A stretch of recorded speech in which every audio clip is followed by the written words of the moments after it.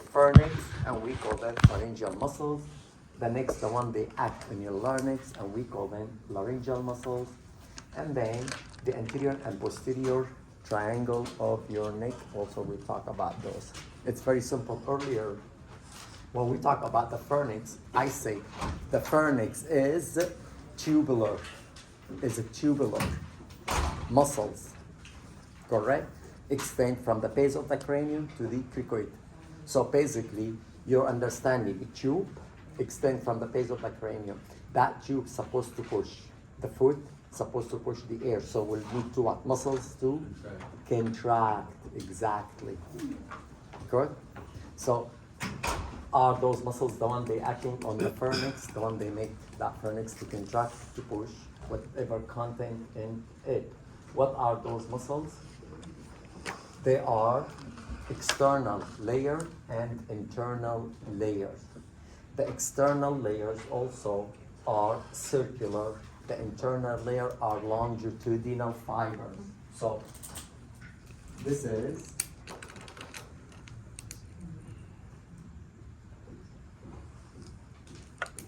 those are the fibers. So this is the whole organ, and those are the longitudinal fibers. And then from outside, you have the external one. Why do we need two sets of fibers with two different fibers oriented? Just to allow better what? Contraction and relaxation. So for sure, if you have something like a mucus stuck, you can what? Push it, exactly. So the external are arranged in circles, the internal are arranged longitudinal.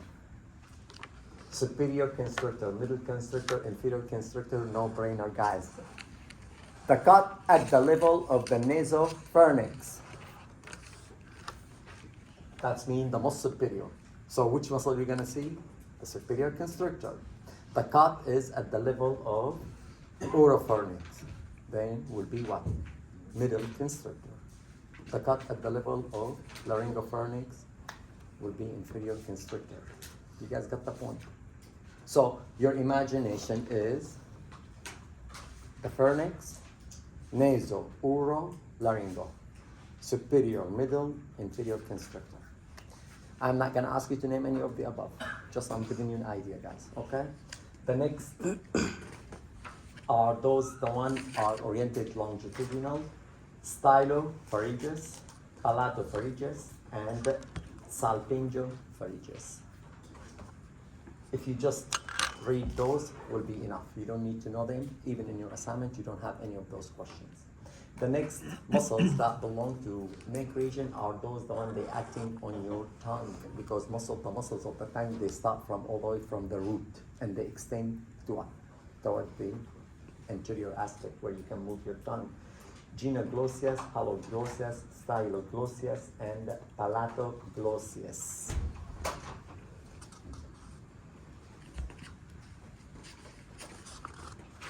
Muscles that act on your larynx. Most of those muscles that act on your larynx, they name them based on the 2-point attachment of the cartilages. We said 9 cartilages that they make my whole entire larynx. We give a name for each of those cartilage. The muscles that extend between 2 different cartilage has the same name with those cartilage that they attach. For example, cricoarytenoid. That means this muscle extend from where? From cricoid cartilage to the arytenoid cartilage. Because it's located toward the outside, they call it lateral. So if I go, I have another one, cricoarytenoid, but it's located where? Toward the posterior. Arytenoid, transverse oblique. This is act between both the right and the left. Arytenoid does not attach to any other one. And then epiglottis, meaning this muscles extend from arytenoid cartilage to the epiglottis cartilage. Cricothyroid, that's mean extend from the cricoid to thyroid cartilage. Thyroarytenoid, from the thyroid to the arytenoid. And then the vocalis cord are considered to be also cartilaginous ligament. Also, you can use this picture if you wish to orient yourself.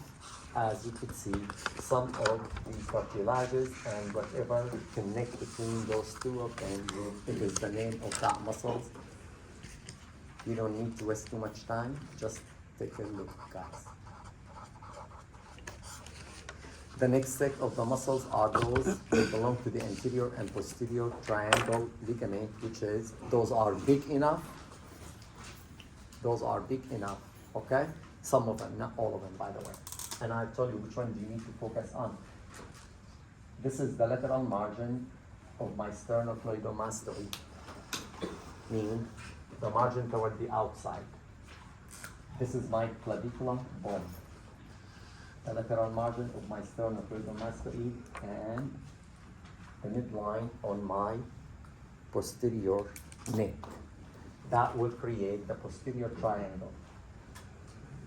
In return, the anterior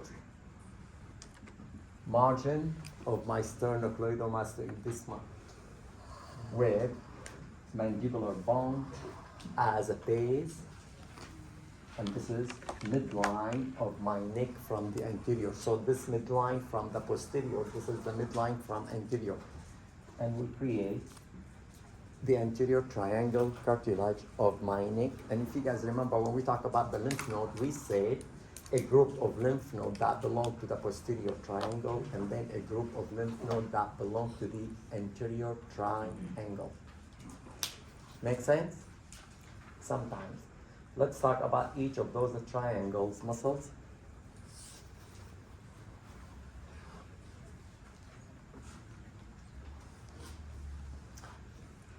The anterior triangle muscles, which is me, I'm talking about this half and this half, right and left. They divided based on the hyoid bone. If they are located above it, they call it suprahyoid. If they are located below it, they call it what?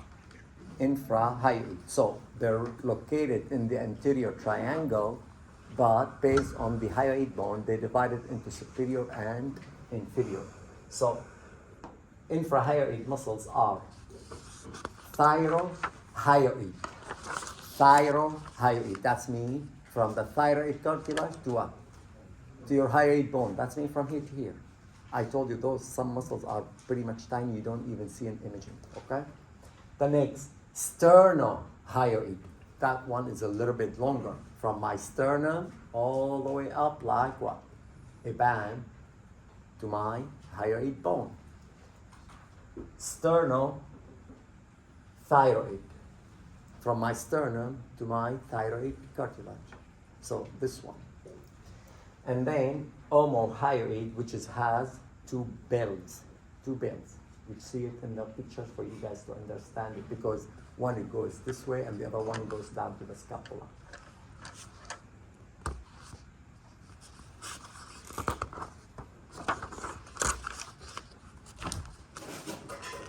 Those are the two portions of the omohyoid.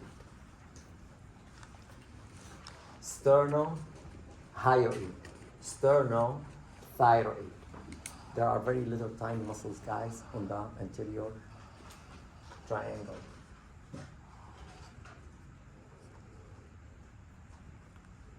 The muscles that are located in the superior portion of your hyoid bone, and we call it suprahyoid. Those are digastric, mylohyoid, stylohyoid. The stylohyoid from the styloid process. If you guys remember, those two, those are the stylo. So the muscles extend from your neck, from the neck to this. So from here to here. Also, they are tiny, you're not going to see them very well. And then finally, the genohyoid.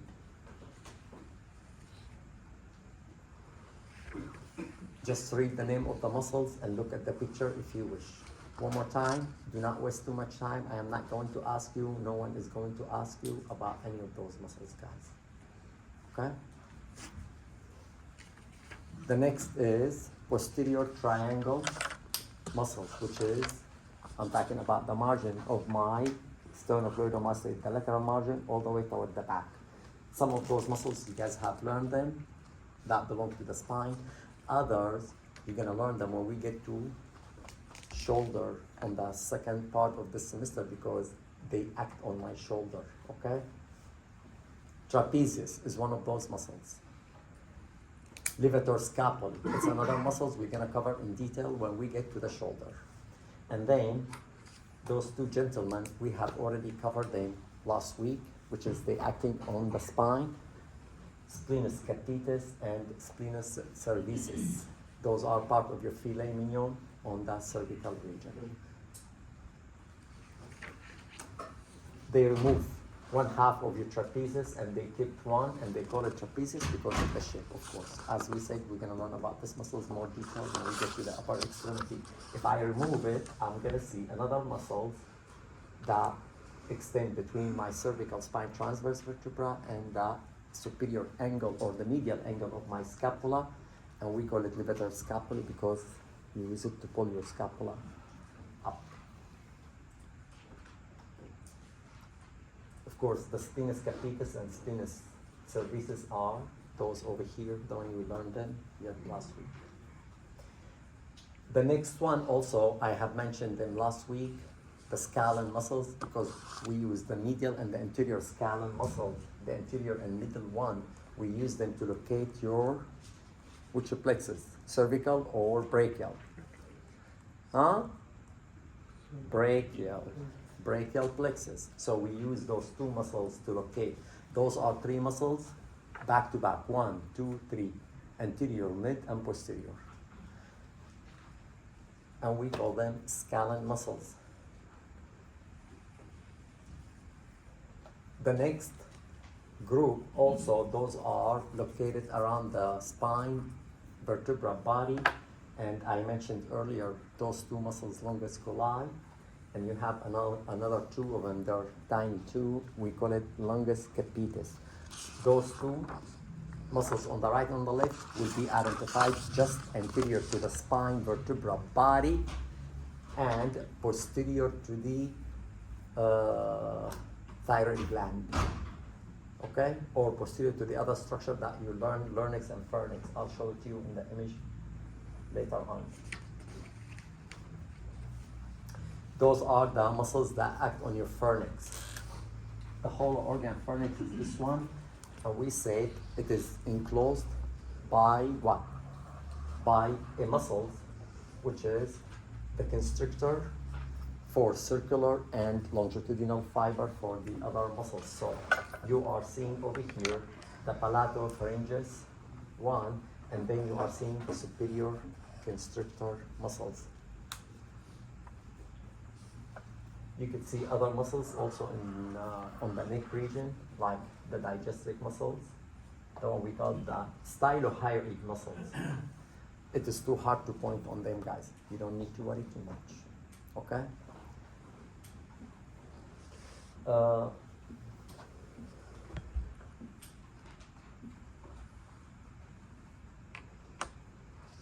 You can use your book if you wish, or you can use any of those pictures in your PowerPoint, and I'll tell you which muscles that you need to remember. I'm gonna ask you to remember only muscles that we are going to use for the landmark to name something else. If you guys remember earlier when we were talking about the salivary gland, which muscles did we use for landmark? Masseter, which is we learned it previously, and okay, so in this picture, please, I want you to remember the sternocleidomastoid muscle. The sternocleidomastoid muscles is superficial. It's immediately underneath of the skin and the fat, and you will see them right and left respectively. And that muscles, you are going to use it as a landmark for salivary gland, and later on when we're going to talk about the blood vessels. Because as you can tell, you see the blood vessels of your neck, it is protected by that muscles. So you need to know this. You can remember the muscles of the tongue, especially for those of you that they like to eat lingua. I do. I like lingua. All the way, the most internal one is genioglossus.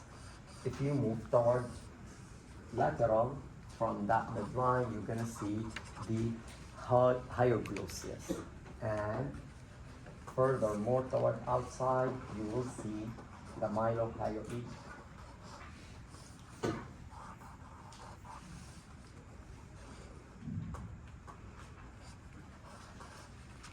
Those are the one that in the posterior aspect, the tiny one, the one we said they belong to the spine. And we say to point on longus capitis and spinalis, you just need to find the body of the vertebra, and those are located one, anterior to. Longus colli, it's toward medially, and longus capitis toward lateral. So your landmark will be what? The vertebra, spine, body, and those are the two muscles. Or you can use, they are located posterior to the pharynx, larynx, and even thyroid gland too. That would be another issue if you wish.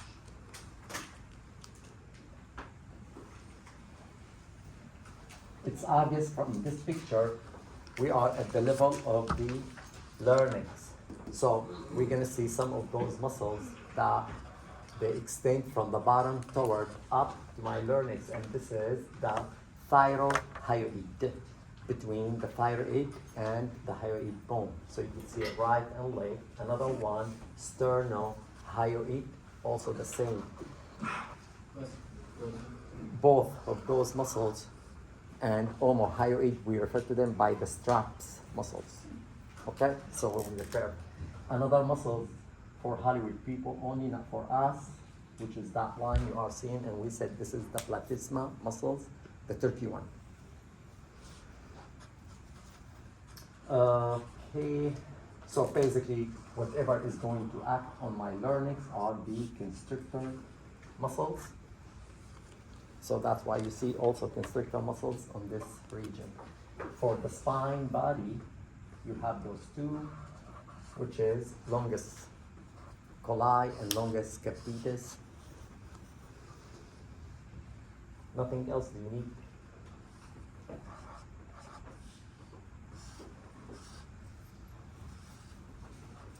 Because some of those muscles, they run with the same direction of the structure, like my pharynx. It's like this, so those muscles, they run. So in sagittal or coronal cut, you also see them what?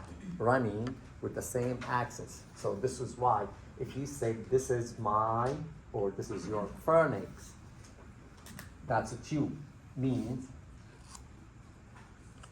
whatever you see is what? The muscles of the pharynx, and we said they are internal and external fiber. The external one, we call them constrictor. If I start from superior toward inferior, superior, middle, and inferior constrictors.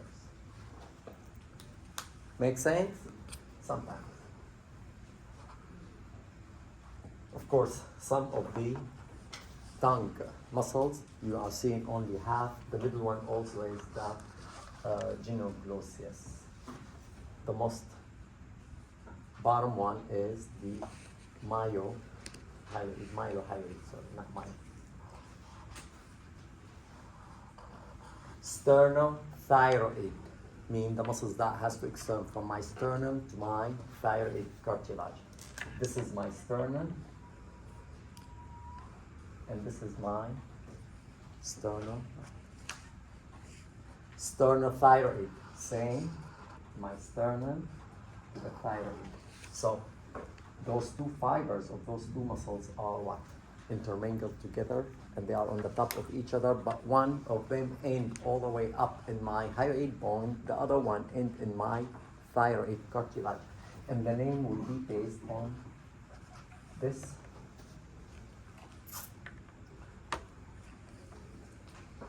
Again, this is the tongue muscles,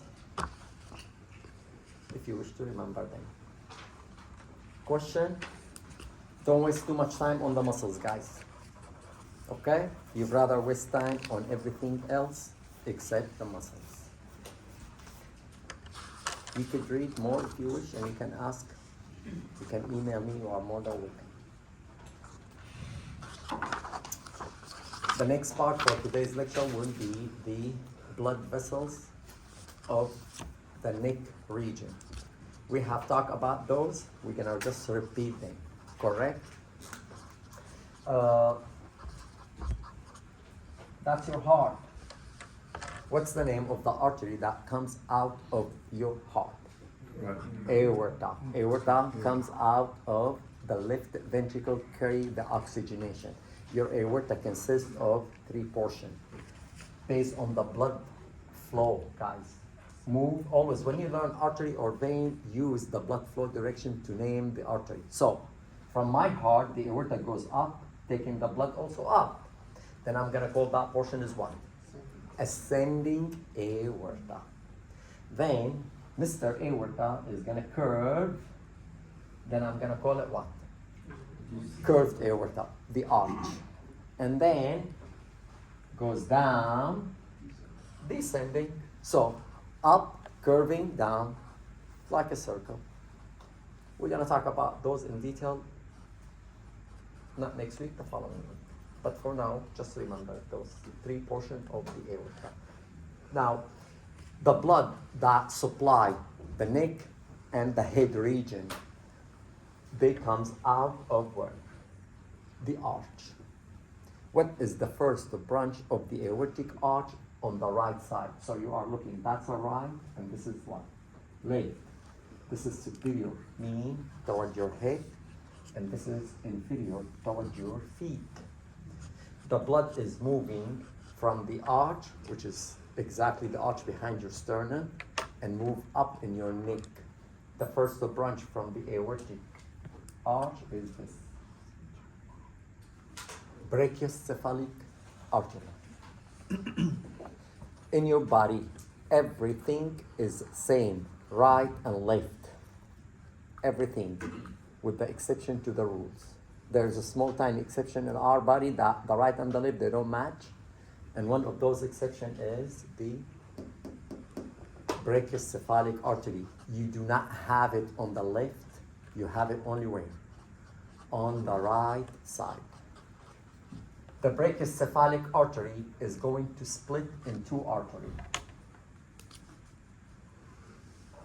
One goes underneath of my clavicular bone, and we call it right subclavian. The second one will move up in my neck on the right side, up. And this will be the right common carotid artery.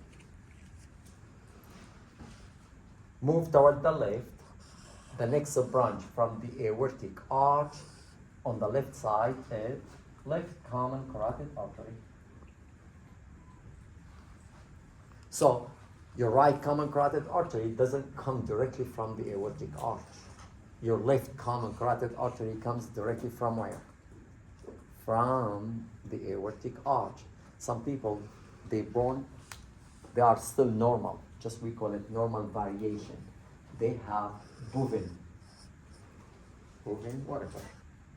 aortic arch, meaning from the arch, instead me having 1, 2, 3, which is the left subclavian. They have only 1, 2, like this. So this is the aortic arch, and they have those 2, like the bow. They call it bovine aortic arch, meaning the brachiocephalic and the left CCA, they come from the same area of the aortic arch. You didn't get it?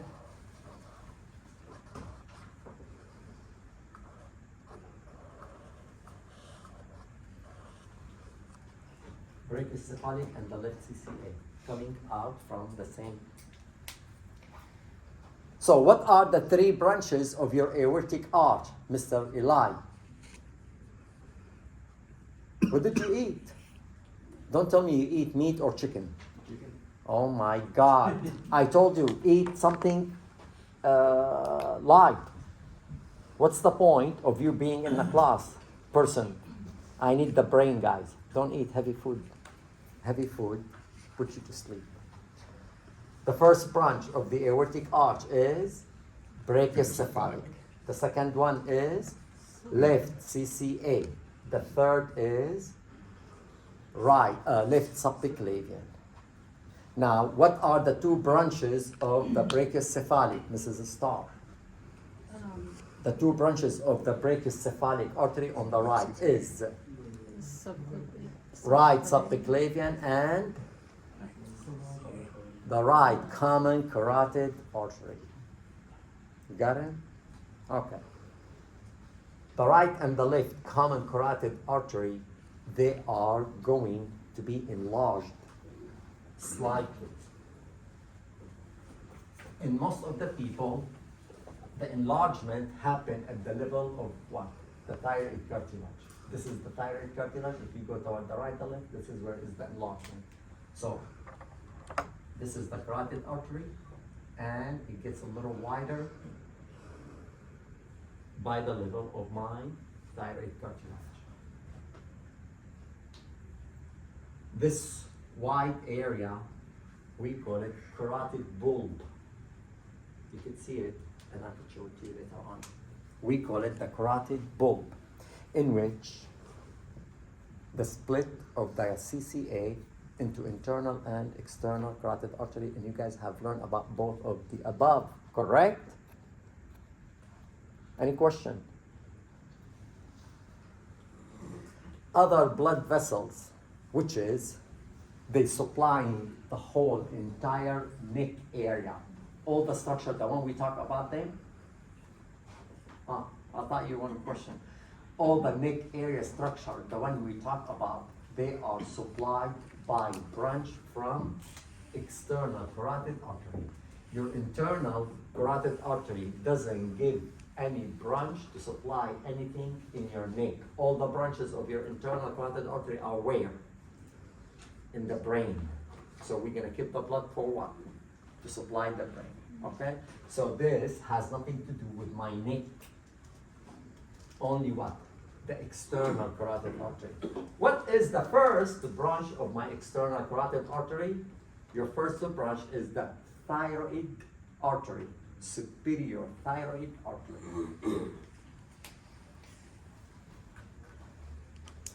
Where is the superior thyroid artery? Over here. There you go. From the external carotid artery. You see how the blood, in your common carotid artery, the blood going what? Up. From the superior thyroid gland, the artery goes back, curved this way, and goes down to my gland. You guys get the point? So it goes the opposite way. So you have uno on the right and uno on the left. And because they said superior thyroid artery, that means this artery supply only what? The top part of my thyroid gland. Now the question is, what does it supply my bottom part? The answer, a more complicated one, which is this. What's the name of this artery we said? Subclavian. The subclavian give a branch to thyrocervical trunk. To understand where the trunk,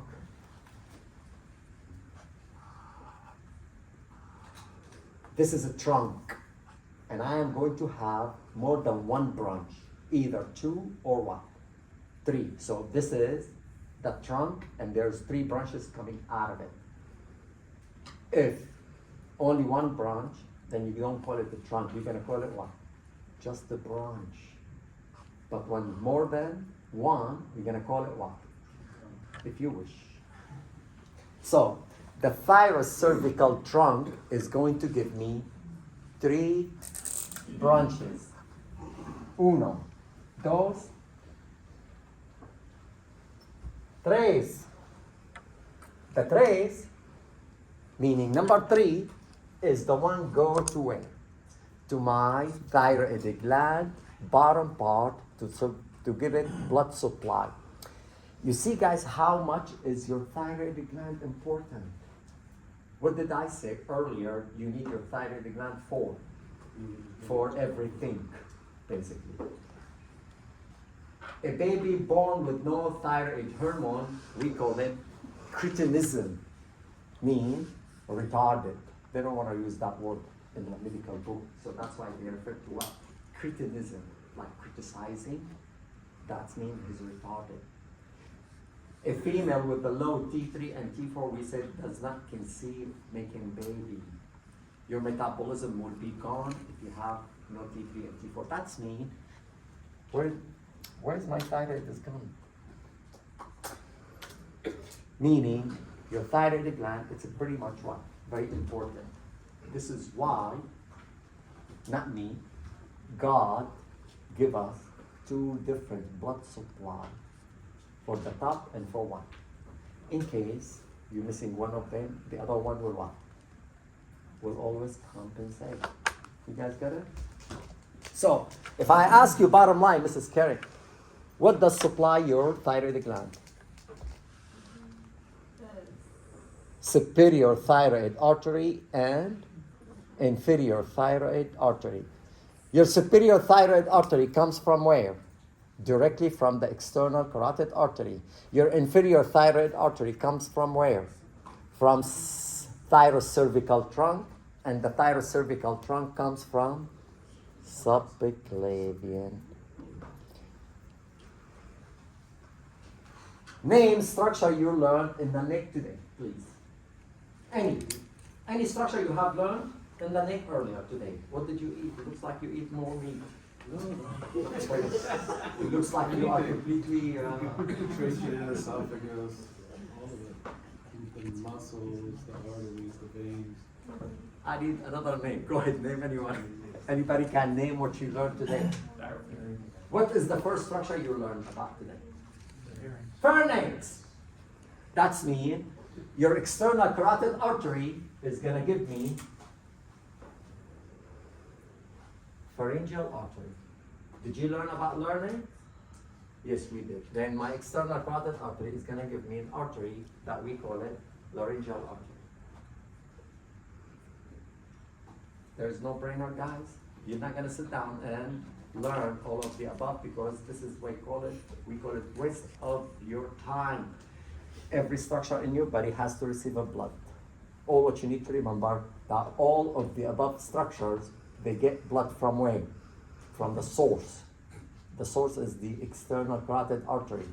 You will name the artery by the name of the structure located in your neck.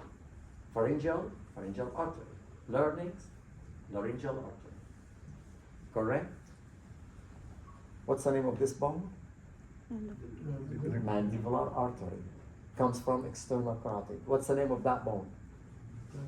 Maxilla comes from the external carotid. What's the name of that bone? Temporal artery comes from external carotid artery. What's the name of this bone?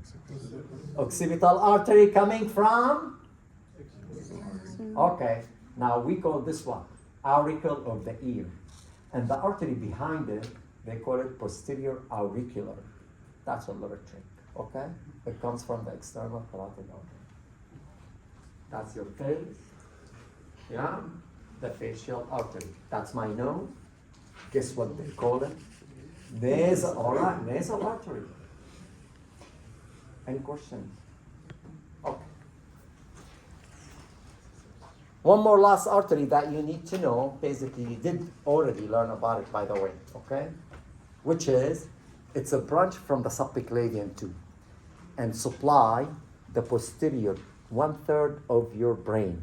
Guess which one it is? Huh? Vertebral artery. So, where is my subclavian? Seriously? I'll draw it. There you go. This, and from this one, whatever. There you go. And they're gonna emerge to form. When the right and the left, they emerge, they're gonna form what?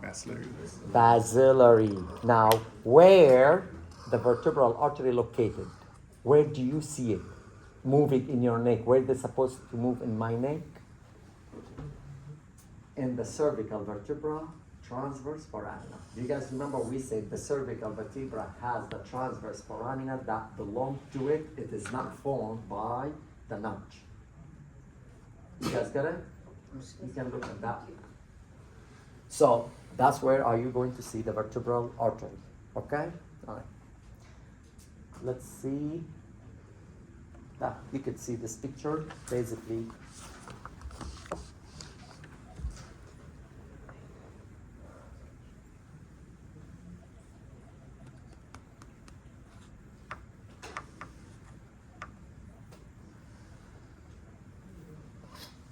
So if you look over here, as I said previously, your aortic arch is protected by the sternum. Aorta is very important, okay? So this is the aortic arch, and this is the first branch on the right, which is the brachiocephalic, the left CCA, the left subclavian, okay? And then look at the vertebral artery, how it's moving between the transverse foramina of each cervical vertebra. So this is the transverse foramina, guys, okay?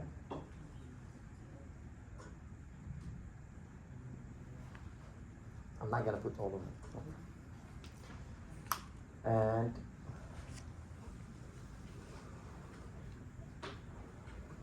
if you look over here, Mr. Noah, what they said over here, carotid sinus, you can call it sinus, or if you wish, you can call it carotid bulb, the wide area. So the wooden area of the beginning or the proximal part of the internal carotid artery, we call it sinus or the bulb, whichever you want. And of course, after that will be the split of the internal and external carotid artery. Any question? Let's refresh your memory. Which structure drained the blood from my brain? How the blood venous drained out of my brain? What structure drained the blood of our brain? Sinuses. Sinuses. Wide blood vessels of the vein, we call them sinuses. Correct? Which one is the last one that end at the level of my mandibular jaw? Straight ones. Sigmoid. And what is the continuation of the sigmoid sinus in your neck? Louder. Louder. Chicken. I heard someone say jugular. Okay. Internal carotid artery. So, the blood will be coming from the brain through the sinuses until what? The last sinus, which is, we said, the sigmoid. Sigmoid because it has C shape. A, B, C, S shape. Okay? At the level of the mandibular. And then further continuation, the blood will be moved through my internal jugular vein. Where does internal jugular vein end? You guys need to remember what I said last time. Artery, they do what? Branch. Vein, they emerge. Two vein emerge to give me what? Another vein. Artery, they don't emerge to give another one. The same one will give the branch, okay? So the veins are going to be as follow. The internal, what they call jugular vein, all the way down on the right and even on the left. They're gonna go all the way to where? To my clavicle. Which vein over here? If I have subclavian artery, that's mean which vein I'm having here? Subclavian vein. There you go. Subclavian vein basically drain the blood from your arm on the right and also on the left. Both subclavian and internal jugular are going to meet exactly behind sternoclavicular joint. This is my sternoclavicular joint. Behind it to protect it, correct? They're gonna meet over here and they're gonna make brachiocephalic vein. That's on the right. They meet on the left and they're gonna make me another brachiocephalic vein on the left. Bottom line, I said earlier, I have only one brachiocephalic artery on the right, but how many brachiocephalic veins do you have? Two. One right and one left. Both brachiocephalic are going to meet together and they're gonna give me superior vena cava. And the superior vena cava will end in your heart, and we'll talk about it 2 weeks from now. Any question? No question. Good. Do you remember every single artery from the external carotid artery, pharyngeal, laryngeal, mandibular, maxillary, blah, blah, blah, blah, blah, blah. Next to it, you have what? Vein. Mandibular artery supply my mandibular bone with the blood oxygenated. Vein, the mandibular vein, is going to take the blood out of the mandibular and take it to where?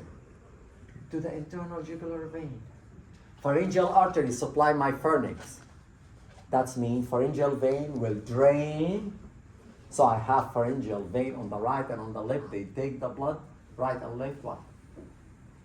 Internal jugular vein. Laryngeal artery supply my larynx. I have laryngeal vein supply, take the blood to my what? Okay. Superior thyroid artery. Next to it, you're gonna have what? Superior thyroid vein, where the blood from the superior thyroid vein would go. Whatever. Say anything. Internal jugular vein.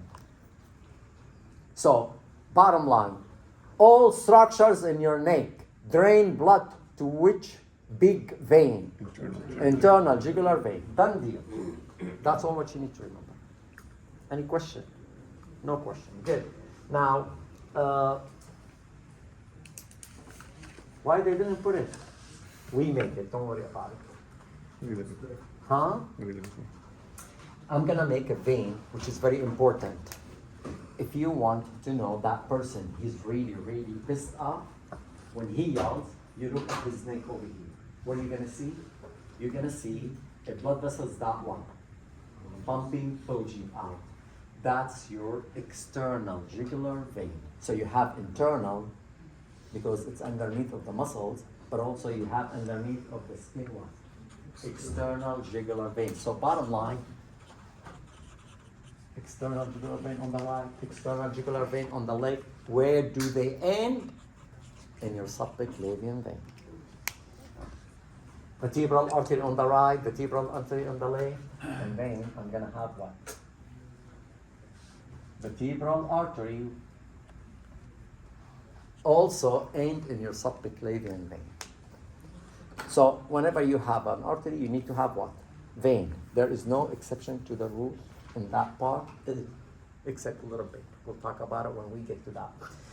Do you guys have any question for those? No? A 3D CT scan for the blood supply of your neck. And as I said previously, what is the best way to remember what you need to do? Move with the blood flow. That's all what you need to do. If you move with the blood flow, believe me, you'll be able to name everything. So, how is the blood moving in my neck? Top to bottom or bottom up? Bottom up. Okay. In this picture, this is the bottom and this is what? That's mean inferior toward superior. So that's you need to move that way, Mr. Noah. Okay? All right. I'm going to assume this is your heart.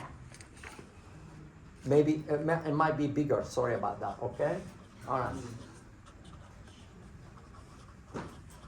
That's the first portion of the aorta coming out of your heart, and we call it ascending. And then the arch, and then voila. Now, all the blood that supply your neck branch from ascending, descending, or the arch? The arch. And the first one is, that's mean on the right side, right? The second one is left CCA. The third one is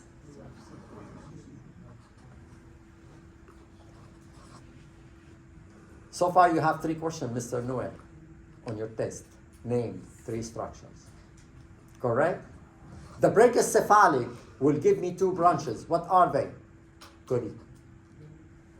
Say that one time. The brachiocephalic will divide or branch in 2 arteries. What are they? Yeah, the right CCA and the subclavian. Okay. The subclavian is going to go toward the right, meaning toward that way, and that will be the subclavian. And the CCA on the right goes where? Up.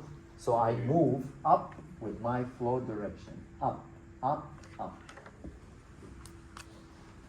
Left CCA, also take the blood where? Up. Then I will keep going, also up, up, up. Until I see what? The white part. What do we call the white part? Bulb, or you could call it sinus. There you go. Isn't it white? That's when I'm not lying, correct? Okay. And then you have internal and external, the one you guys learned previously, correct?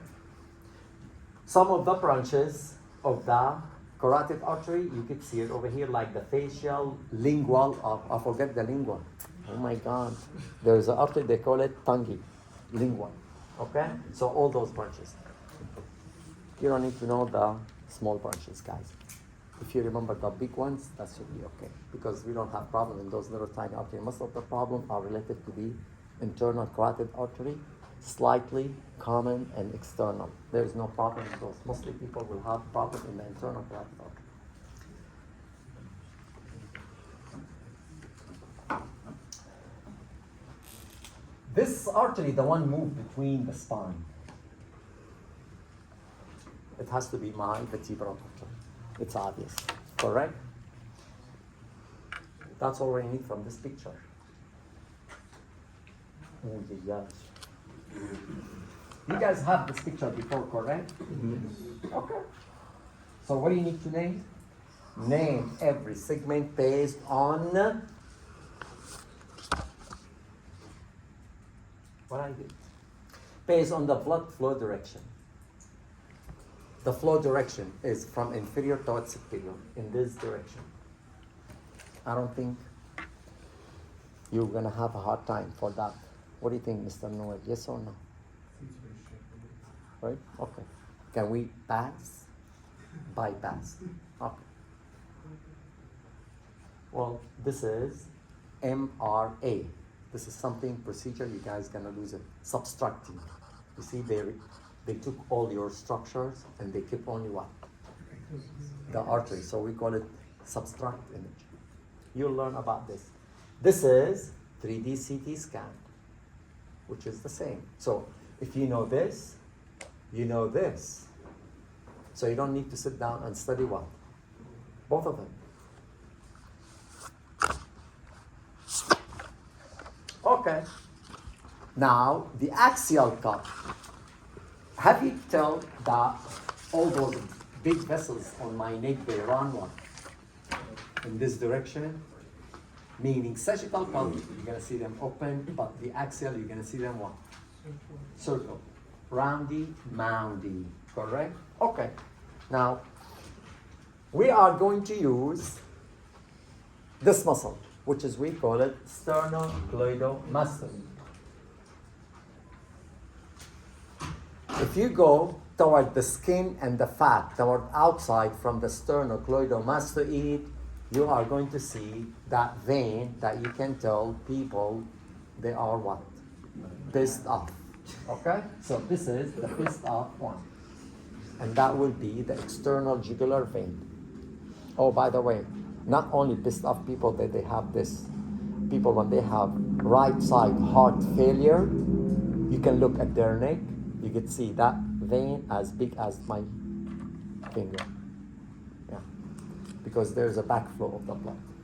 So anyway, so I'm not seeing person with the pumping this vein, he's pissed off. No, not necessarily. Poor person, maybe he's what? Sick.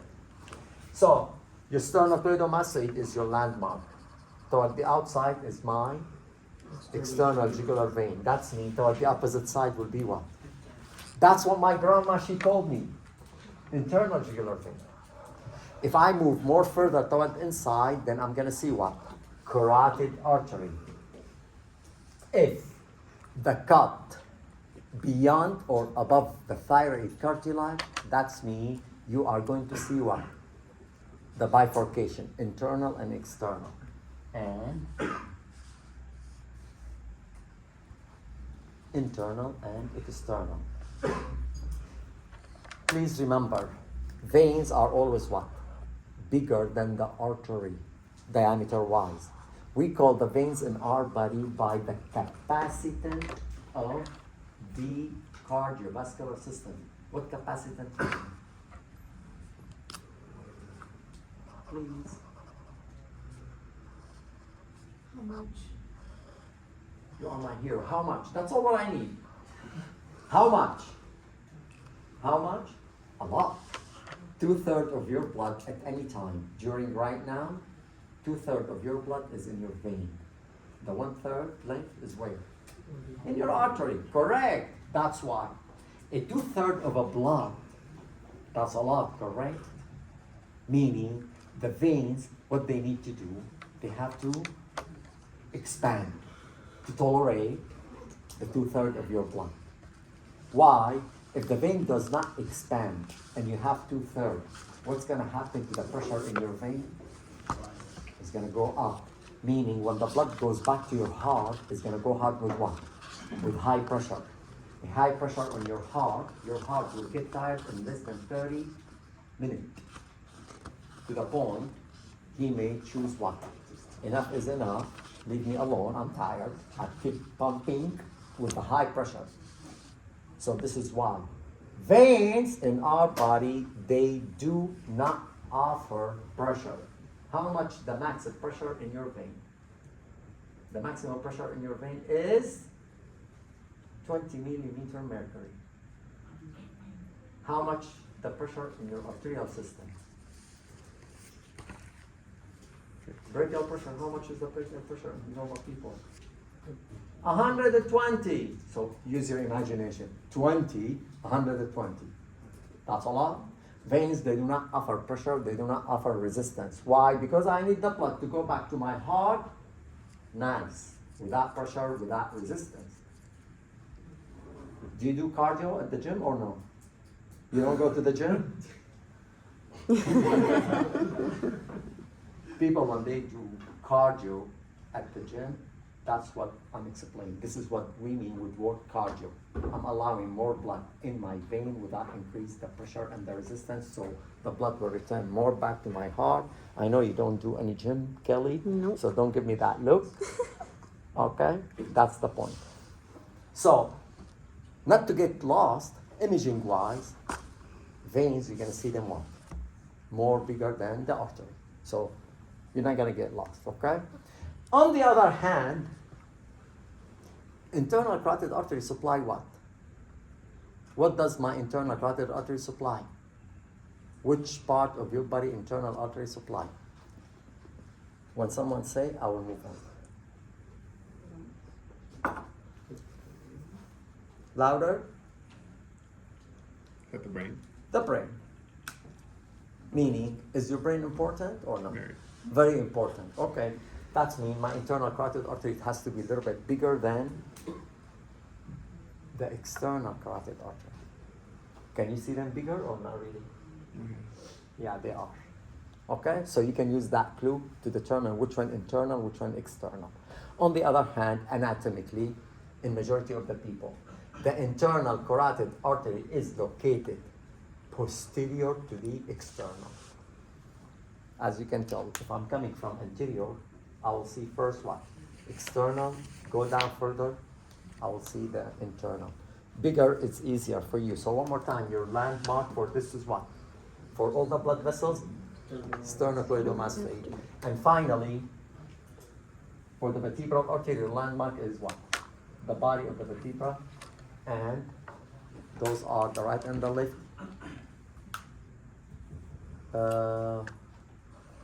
Spine, no, not spinal. What they call it? Vertebral artery.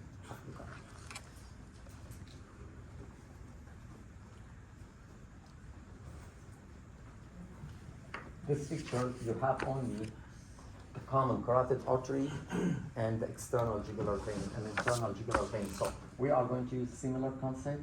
Sternocleidomastoid toward the outside, external jugular toward the inside, internal jugular, and this is the common carotid artery. At that level, this gentleman, his carotid artery did not split. Yes, every one of us has different level of splitting. Some people, they split over here, other here, other here. And some people, they split. The carotid artery was split exactly where? at the mandibular. If you wish to know easy way, look at the neck of that person. If you see it tall, then the split will be in the middle.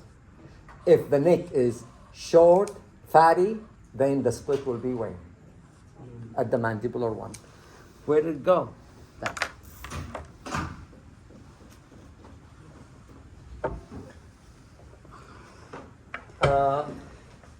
Everything is same, guys.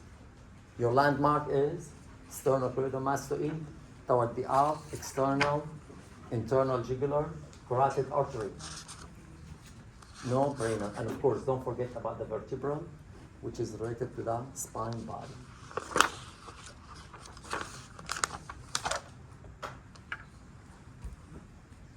If you are seeing the thyroid gland, that's me for sure. This is common carotid artery and internal jugular vein. Okay? We're not gonna go too much. They are all the same, guys. The last thing for today is the neck fascia. Fascia is a thin layer of tissue, very thin layer, okay? And your neck has a lot of those fascia. They give it the name based on their location, so they call it the cervical fascia. And they have been divided anatomically in two parts, superficial and deep. Superficial means underneath of the muscles, and then deep further toward inside of the neck structures. The superficial fascia, part of that structure that enclosed by this fascia is the skin subcutaneous tissue, including the platysma muscles, the one we use it for the turkey. In return, the deep one, it is divided into by itself into superficial, middle, and deep layer. None of the above of your business, guys. You just read it. Doctor, they use those fascia with the compartment. I can show you in the picture. I think it's easier for you to understand. Doctor, they use those compartments. If you have, you guys remember we said 1/3 of the lymph nodes are located where? In your neck. Some of the lymph nodes are around the blood vessels. Other lymph nodes are around the sternocleidomastoid posterior or anterior angle, and so on. Now, determining the possibility of any lymph node enlargement can be done also not by seeing that lymph node, because sometimes the lymph node will look exactly like a muscle, and simply the doctor can what? Can miss it, because it looks like muscles. So what the doctor, they use other alternate way to determine a possibility of lymph node. If any of those compartment fascia is what? Pushed. Use your imagination. If I have a lymph node in here, what will happen to the carotid fascia? This is, we call it carotid fascia. What will happen to this? Will be pushed what? Simple. A lymph node enlarged over here is gonna push this one. That way. A lymph node over here will push that blue line to it. So those what is the possibility. On the other hand, when the cancer spread, if an event of the cancer of the neck, when the spreading will spread based on what? Based on the division between every what? Layers. You guys get the point? Let's take a look on the next.